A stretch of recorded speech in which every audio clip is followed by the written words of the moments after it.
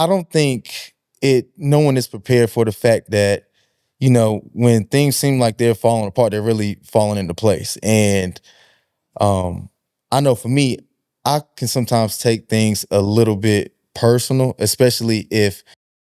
Welcome to another episode of Follow Suit. As always, I'm your host, P.O. We are recording to you, as always, exclusively from Charlotte Podcast Studio. Today, we have a very special guest, a good friend of mine. I consider him like a little bro. We've been through the corporate journey together and now navigating through this content creation, influencer lifestyle. My good brother, DK Anderson. How you doing, bro? What's going on, bro? Man, not much. I appreciate you coming out.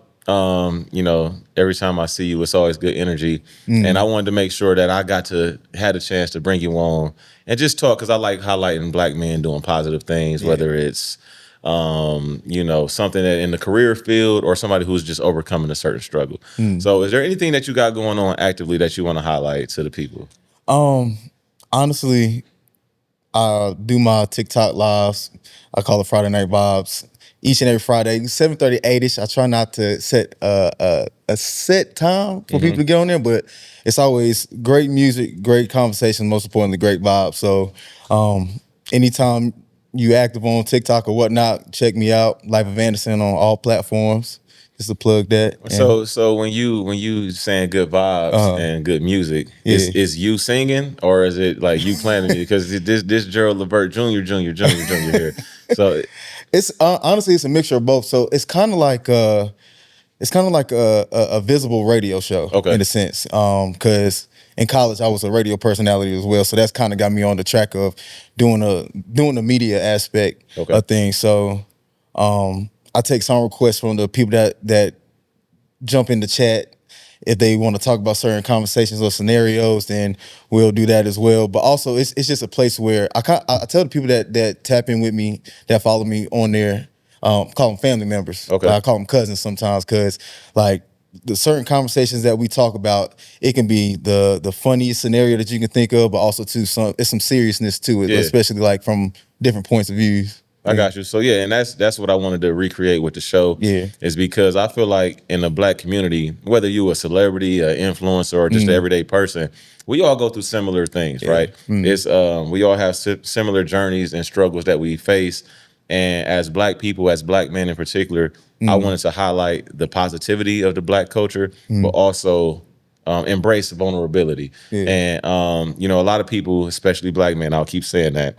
Black men always say they feel like vulnerability is a sign of weakness.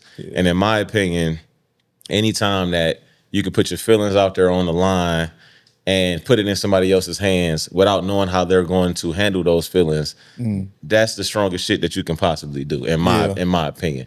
So I just wanted to kind of touch on that for you. When you're going through certain things, why do you feel like it's so important to embrace vulnerability as a black man? I feel like it's kind of like we set ourselves up for failure with that.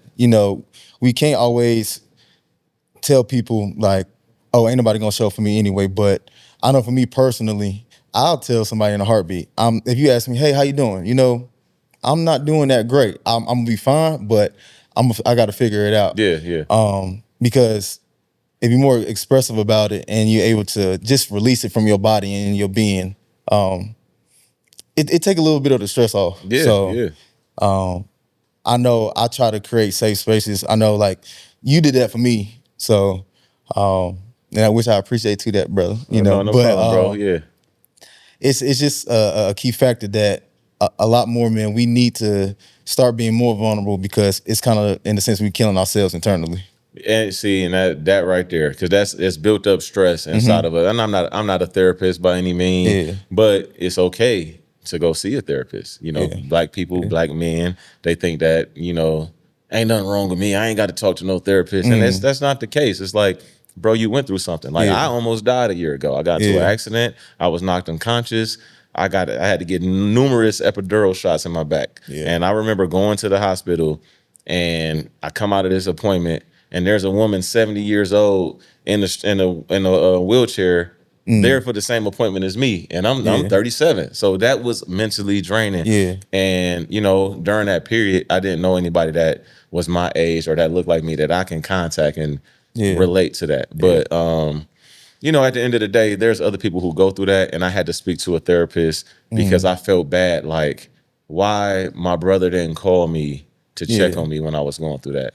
But it wasn't more about my brother. You just have to realize that, I had to realize that I couldn't put more expectations on people to show up unless I put it out there and let them know and expressed what I was going through, if that makes sense. So, with you, what are some ways that you were able to navigate going through that vulnerability, like leaning on your village? Did you separate yourself from certain people? Did it pull you closer to other people? How did that?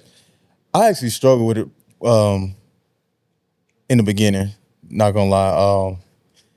I isolated myself from a lot of people because I felt like I was by myself anyway. And I had to apologize to them, whether it was family members, friends, etc., because I didn't give them the opportunity to be there for me.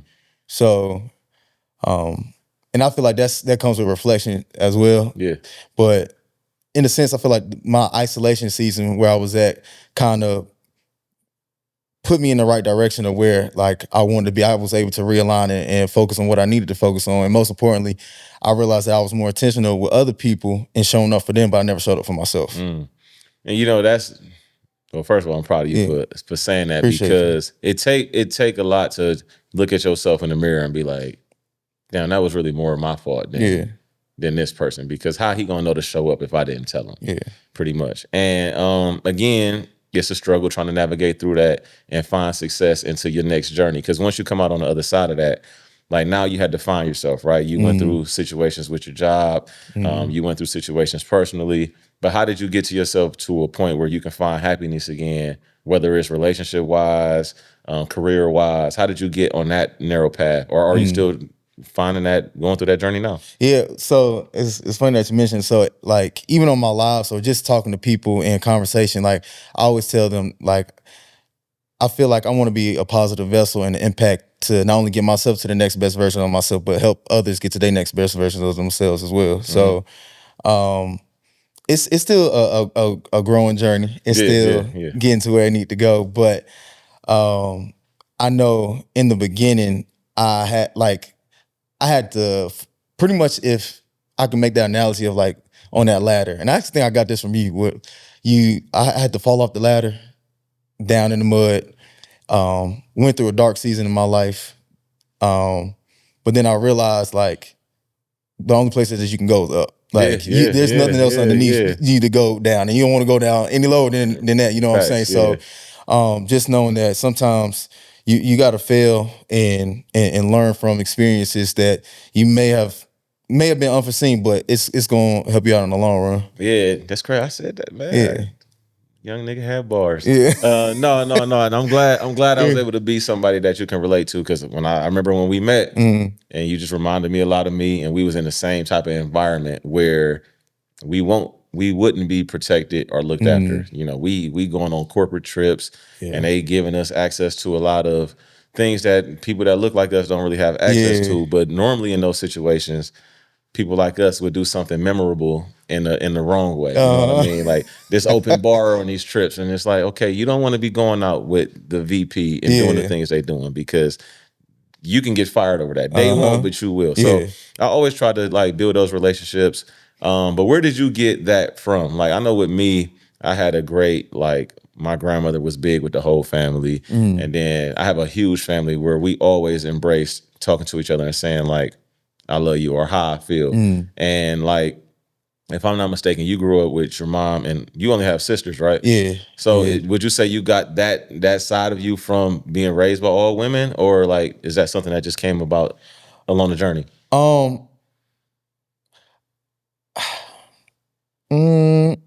feel like if anything, it gave me more patience. It gave me more patience, especially at a young age, being the man of the house in a sense, and being the only boy, talking between my sisters and my mom, and everything that goes down with as with a woman. You know what I'm saying? I ain't trying to step on no toes, but that provided me a lot of patience. But I think the vulnerable factor really started happening for me in my late 20s. Honestly, probably like 2-3 years ago. Okay. Yeah. So I always felt like I had to have everything built up and, make sure if somebody was to ask me, hey, you okay? Not like I'm good, I'm cool. Even down to like my mom, man. Like my mom. So yeah, shout out to mom. Yeah, shout out to mama. So you know how she is. So I don't want her worrying about me. My sisters, I didn't want them worrying about me either. So it took a lot when they said, hey, you good? You sure you good? I'm like, yeah. But I didn't want them to worry about me because I had to be the man. I feel like I had to be that foundation. Yeah. You know what I'm saying? So. Is it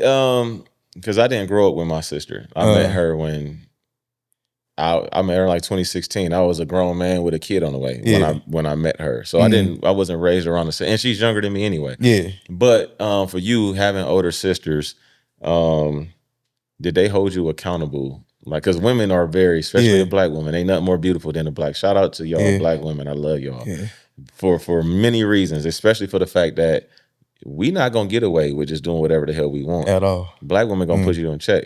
So how was that being raised? You the youngest? Yeah, I'm the youngest. Oh my God. How was it being raised by all black women? How was that? Like that accountability?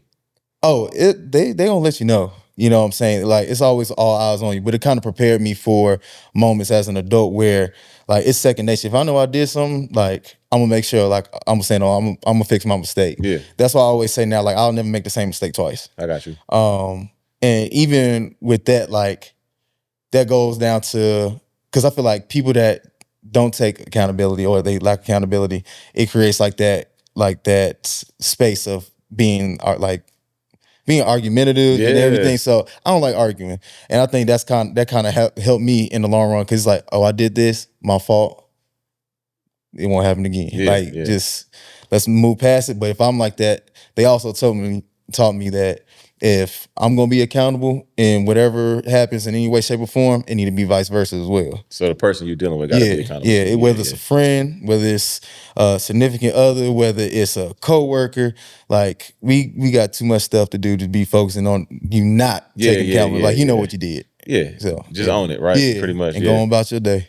So with that being said, I kind of want to transition to like I said, we worked in corporate and we had a lot of experiences, the good and the bad. Like when you're in corporate, you got a very consistent paycheck. Yeah. Sometimes they pay you very, very handsomely. And it's very, very handsome. It's damn attractive. But the mental drain on being in corporate can wear you down. And they say leave work at work. But it's hard to when you so worn down from that. Yeah. So when you transitioned out of that, into the path that you're on, being pretty successful as an influencer and a content creator. And I'm seeing you out there. You're the official brand ambassador for the One Music Fest. So in Atlanta, right? Yep. Shout out to you, bro. Shout out to you. Hey, get your ticket. Get your ticket. Just go ahead and explain that real quick. Yeah, ask my. So One Music Fest is a big festival in Atlanta, Georgia. It is, I believe, October 26th through the 27th. It's a 2-day event. They got Leon Thomas, Mary J. Blige. They got Outkast this year, Kalani. I believe Jagged Edge too. I think I saw their name on there. Yeah, it's so many people that's gonna be out there. It's gonna be dope.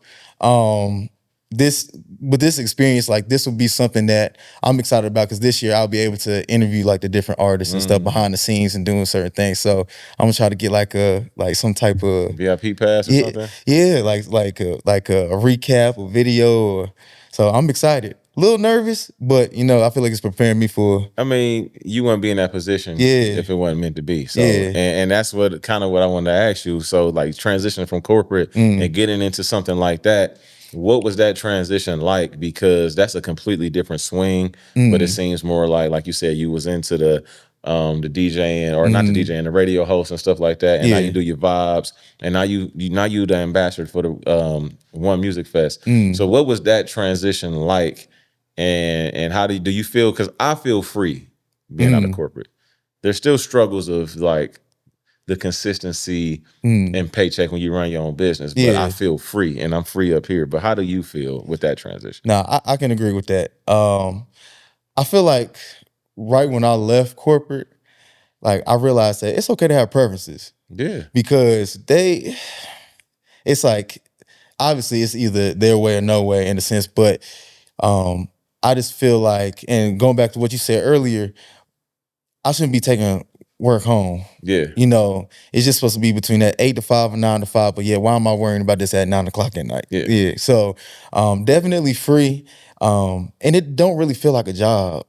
Like you monetizing from something that you love to do, you having fun, you getting experiences, and honestly, and I thank God for it each and every day. But what I wanted for myself and like desired for myself to be where I'm at now, it is surpassed that. So really? Yeah. So it's like I never would have thought like where I am now that this is gonna be it. I love to hear that, bro. Yeah, that's what's up. So is there any negative downside to that? Because like I'll see celebrities talk about like, oh, don't read the comments because they get wrapped up into, because you know you're gonna have people that's gloating about you, and you're gonna have people with always some hate and stuff to say. So like, is there a negative downside to when you trying to promote the things that you're trying to do successfully? And I've even dealt with that. Like I put recent videos out of my content and people were hating on it, and it's just like, listen, this is how I feel. It don't mean it's about you.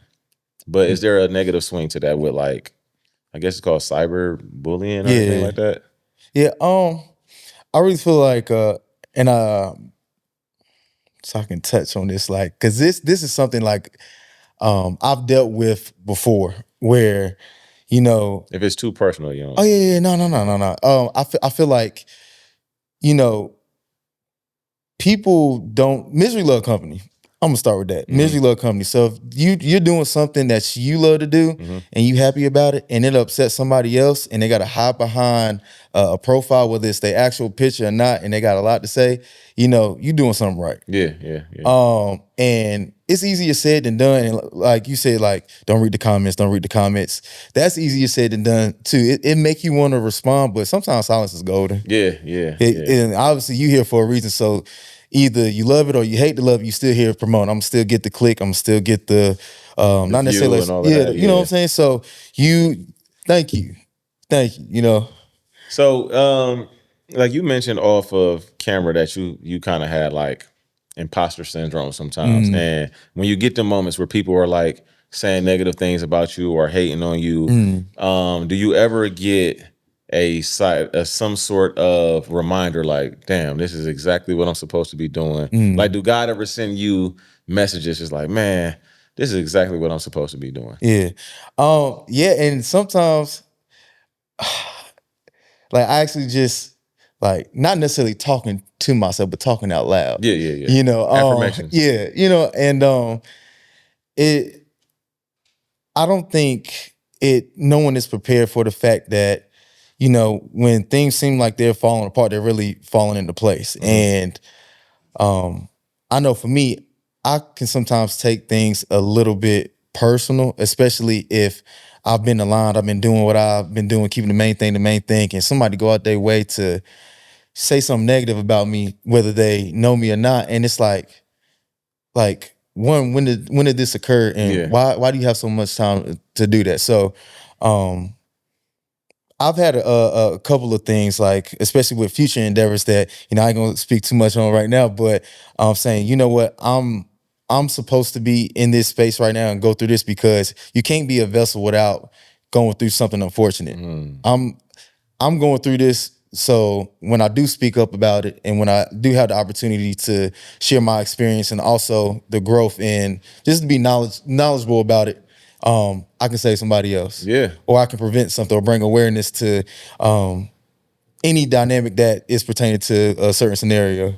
Bro, that's it's beautiful to hear, because that's an interesting perspective, because like little things like working out, right? We was talking off camera, we both lost a lot of weight since we last seen each other. And for me, there was people who I see that I personally know who went through a weight loss journey up and down, right? And their mindset was just like, I just trying to move my body every day. Yeah. I'm just trying to find a way to move my body every day. I never talk to these people. I just see them on social media, and they active and they doing, but just them posting their journey was motivation and inspiring enough to me to be like, okay, I can get myself into that mindset because I want to be around for my kids, and I have back issues. Am I going to just sit here and complain about them issues, or am I going to try and take care of myself to get there? And to your point, when you go through something and you share it, like when we post this episode, I'm sure there's going to be somebody out there that's like, damn, I've been through that, and he don't even know. I've looked at old episodes where I was talking to somebody,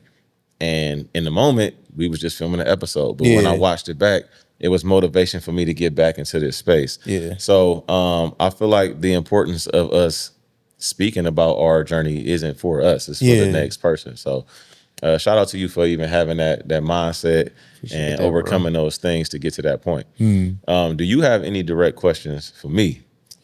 I do. So getting back into this space, since you already have experience, what is something that you're going to do differently?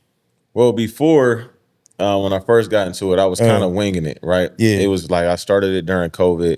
My uncle had just passed from suicide in 2019, and I just kind of wanted to like talk about issues, but I didn't know how to grow it. You know, I just like, oh man, I'm gonna pay the top dollar for this, and I'm gonna try. I thought you can make streams and get views on podcasts and make money from it like you do with music. Like if somebody stream their album enough, they gonna get paid from it. It don't work like that with podcasting. So like with me, I'm being more strategic about like how I want to collaborate with people who, like, if you have a brand, I want to promote your brand. And before I was looking to make a career off of it. Now I'm just trying to more so put the content out, and then whatever comes from it, and just consistently build on that content. And I want to stay true to character the whole time. That's one thing that like me and my wife consistently talk about.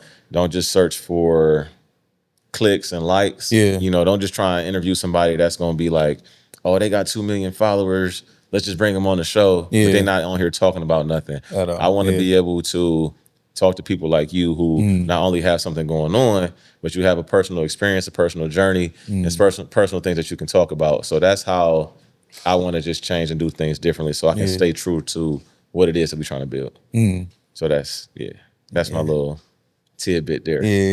I got some quick rapid fire questions that I want to ask you. Some just personal, get to know you things, nothing really, you know. So what is your guilty pleasure TV show to watch? See, I don't even watch TV like that. I'm gonna be real. I'm on YouTube. Okay. I watch YouTube things. So what you be watching, like Ryan and shit, like the little kids? No, no. So like, as crazy as it's gonna sound, so I know you seen like them people that be in the woods that be building like them little clay houses and the bamboos and shit, and they be making like huts and stuff.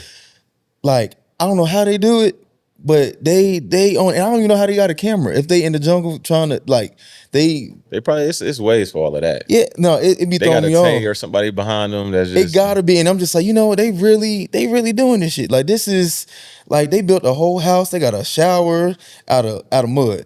Really? Like anything's like that's another album. You saying like, okay, anything's possible. Like, so you sit around and watch that when you like late at night. If I'm just chilling, just having on the TV. I don't really. My wife is watching like murder documentaries in the middle of the night. I'm like, baby, what you?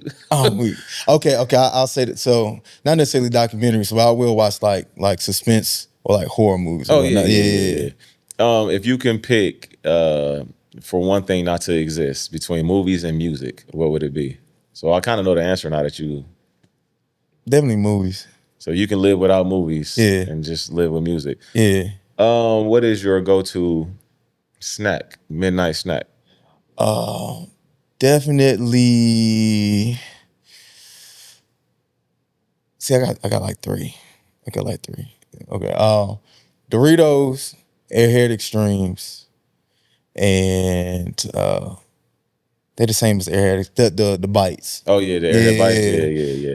You know, I can't say no to it. So like my wife, as we've been losing weight, she'll randomly have cookies in the house, right? And she'll bring them, and she said, "They for the kids." I'm like, yeah, but I can't say no to cookies. That's like putting crack around a crackhead. Like this is happening. You know what I'm saying? So I try to avoid that. And then last thing I want to ask, if there was one narrative you can change about Black people and how we're viewed, what would that narrative be? That we're aggressive. That we're aggressive? Yeah. Black people in general or black men? Black people in general. I feel like confident and passion is different from being aggressive. If I'm bringing something to your attention, or if we're standing behind something that we believe in, don't say it's aggressive because you don't agree with it. I love that. I love that. And I also want to add to that and say, quit telling them educated kids that they sound white. You know, they just know how to speak well, and they know how to speak properly. Yeah. Don't be ashamed to be educated. It's cool, all right? Yeah. So I appreciate you, bro. It was definitely good to catch up with you. We got a link. Appreciate you having me. Off camera again. And as I always say, as a culture, we've been dealt a bad hand, and they expect us to follow suit, but we're trying to change the narrative of that. Shout out to the Charlotte Podcast Studio. We appreciate y'all. Yeah. Appreciate you, bro. Yeah.